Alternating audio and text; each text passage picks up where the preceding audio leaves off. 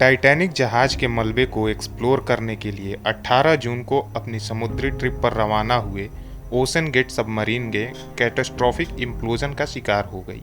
Media reports की माने तो इस हादसे में सबमरीन में सवार सभी 5 एक्सप्लोरर्स ने अपनी जान गंवा दी। आइए एक नज़र डालते हैं उस घटनाक्रम पर जिसके तहत यह दुर्भाग्यपूर्ण हादसा हुआ। 17 जून शनिवार की रात मृतक बिलियनियर एक्सप्लोरर्स में एक कैप्टन हैमिश हॉर्डिंग ने अपने इंस्टाग्राम अकाउंट पर एक पोस्ट साझा कर ये जानकारी दी कि वह टाइटैनिक के मलबे का पता लगाने के लिए जा रहे पनडुब्बी के जहाज के चालक दल में शामिल हैं। होर्डिंग ने अपने आधिकारिक इंस्टाग्राम अकाउंट पर लिखा, आखिर मुझे यह घोषणा करते हुए गर्व हो रहा है कि मैं टाइटैनिक के नीचे जाने वाले सब का एक हिस्सा हूँ। उन्होंने जानकारी दी कि मिशन टाइटैनिक के लिए 5 सदस्यीय दल रवाना होगा, जिसमें फ्रांसीसी गोताखोर पाल हेनरी नार्जियोलेट, पाकिस्तानी व्यवसायी शहजादा दाऊद और उनके बेटे सुलेमान दाऊद शामिल हैं।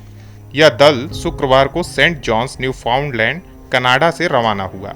हार्डिंग ने बताया कि वे रविवार की सुबह 4 बजे दुनिया के सबसे प्रसिद्ध जहाज के मलबे पर 4000 मीटर की चढ़ाई शुरू करने की योजना बना रहे थे। उन्होंने कहा कि तब तक हमें बहुत सारी तैयारियां और ब्रीफिंग करनी है। बहरहाल मिशन की शुरुआत से केवल 105 मिनट के बाद ही ओशन गेट सब की संचार व्यवस्था टाइटन सबमर्सिबल ने अपनी मदरशिप के साथ संचार बंद कर दिया। हालांकि केवल 5 दिन बाद ही अमेरिकी तटरक्षक बल ने इस बात की पुष्टि कर दी कि पनडुब्बी में भयंकर विस्फोट हुआ और उसमें सवार सभी 5 लोगों की मौत हो गई। आइए अब आपको बताते हैं कि आखिर कैटास्ट्रॉफिक इम्प्लोजन है क्या। कैटास्ट्रॉफिक इम्प्लोजन एक भयानक विस्फोट या भारी नुकसान को इंगित करने की एक संज्ञा है। सबमरीन के मामले में इसका एक वैज्ञानिक मतलब भी होता है। दरअसल जब भी कोई पनडुब्बी समुद्री सतह से नीचे की ओर बढ़ती है तो उस पर गहराई के साथ साथ जल का दबाव बढ़ता जाता है। आमतौर पर पनडुब्बी की दीवारें इस दबाव को सहन करने योग्य बनाई जाती हैं, जो दाब की मात्रा के अनुरूप खुद को ढाल लेती हैं। ओशन गेट के साथ ऐसा नहीं हुआ। पानी के अंदर अत्यधिक दबाव के कारण पनडुब्बी की दीवारें क्षतिग्रस्त होने लगी। इसी क्रम में एक समय ऐसा आया कि मरीन में जबरदस्त विस्फोट हुआ।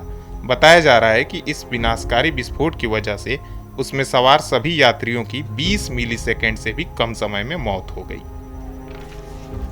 In consultation with experts from within the Unified Command, the debris is consistent with the catastrophic loss of the pressure chamber.